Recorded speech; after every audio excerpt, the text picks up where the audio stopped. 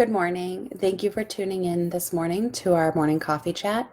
My name is Molly, and I work for the Bureau of Student Wellness at the New Hampshire Department of Education. I'm going to give people just a minute or so to get the Facebook Live notification and tune in.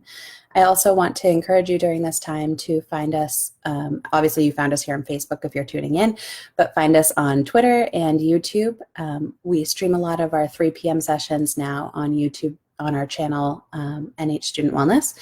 And we also update our resource website, nhlearnsremotely.com, fairly regularly. So be sure to like and subscribe to all of our social media when we go live, and you don't miss any of these sessions. So with that, I'll give a plug for our afternoon session. We're being joined live by Marcia McCaffrey, and she's going to be talking about creativity in crisis. So we know now that we are going to be maintaining remote learning for the rest of the school year. And parents and families are finding themselves in the role of educator for their learners.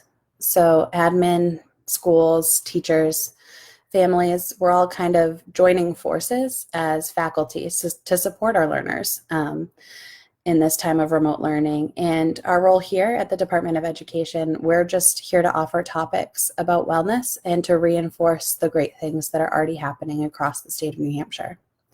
So today's topic is supporting families and parents that may have school anxiety.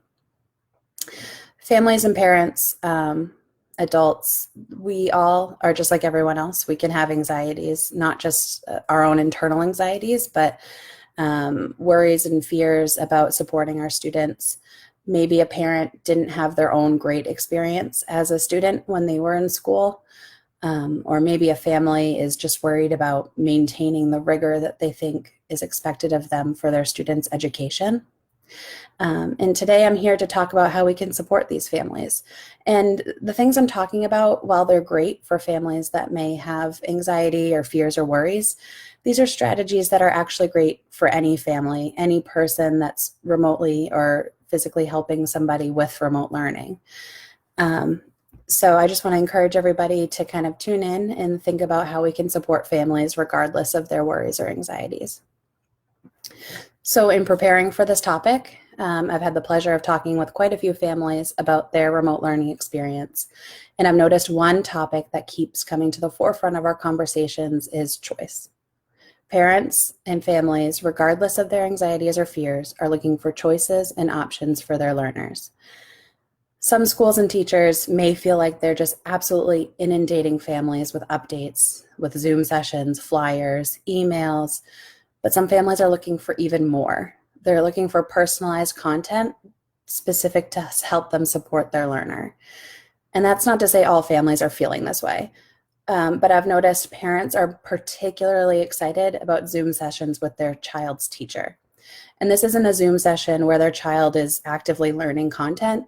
This is a Zoom session of adults talking to adults, talking about what's working, what isn't working, how they're delivering their content, pretty much a staff meeting because we're all working with this together.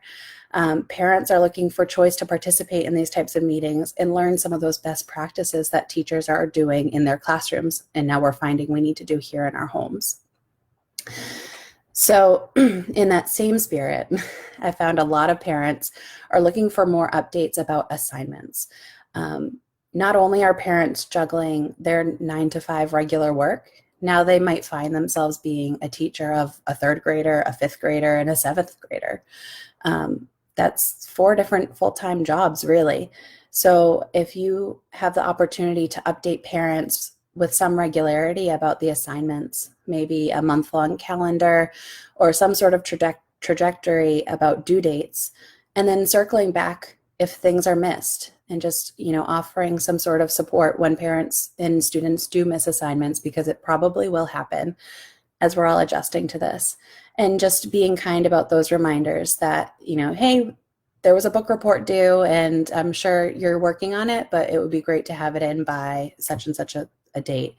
A really concrete reminder to let parents know, hey, we're working on this together.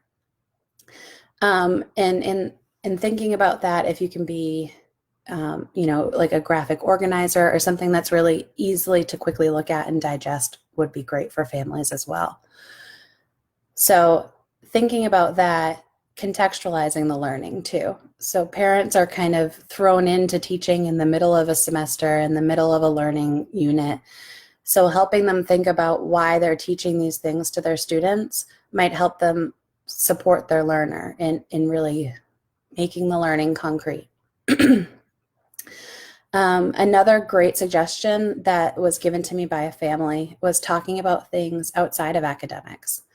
So thinking about how families are doing. Are there any supports that the teacher or the school might have access to that could support the family?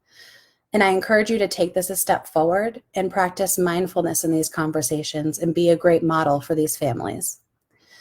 We all know that these periods of disruption of our normal day-to-day lives cause an increase in fears and anxieties in everybody.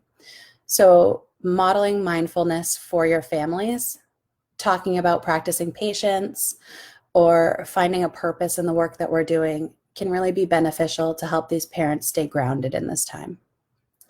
We've been living in a fast-paced world, and we've kind of been forced to slow down. So maybe even taking time to talk about things we're grateful for and practice gratitude in these conversations with families about all the opportunities we may have now that we're home with our learners. I've also had the pleasure of listening to a webinar from Eileen Carver. She's the co-author of a book called Powerful Partnerships, which is a great resource for teachers and schools engaging families and supporting student success. But Eileen Carver specifically said, teachers and schools need to be making the maximum effort at this time to persistently reach out to these families and make an effort to connect. And then she added, when you do connect, make it a two-way street. So don't just connect and say, here's all the things you need and I'm going to go now, but really make an effort to let families know they can reach back out to you.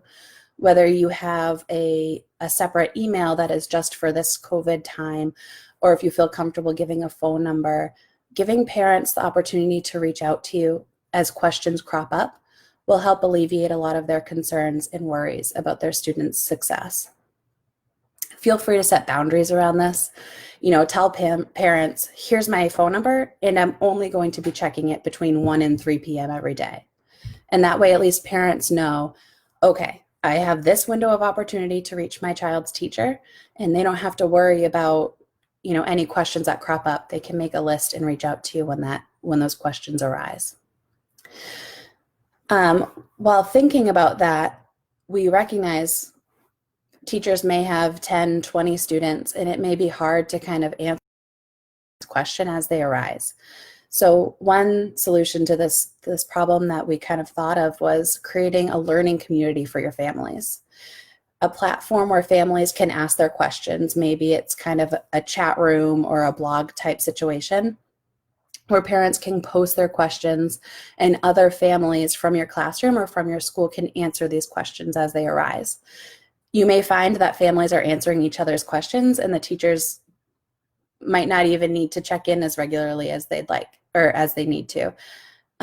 But this will help families recognize that they have their own assets that they're bringing to the table, and they're really able to support their learners and support others in their learning endeavors. So really empowering families through creating a sort of learning community is a great way to take some of the burden off of the teachers and off the schools and empower those families. And in that same spirit, when you are communicating with families, I encourage you to be reliable and consistent, just like you'd be in your classroom. You're pretty consistent in a classroom schedule. I was a teacher for years. You would always have it posted when you're going to do things, when you're going to talk about things, giving updates in the morning, in the afternoon, and do the same thing with your families. If you're reaching out to families on a Wednesday one week and a Monday the next week, it may be confusing for them as they're trying to get a hold on what remote learning looks like in their household. So just be sure to be reliable with your outreach and emails and updates to families.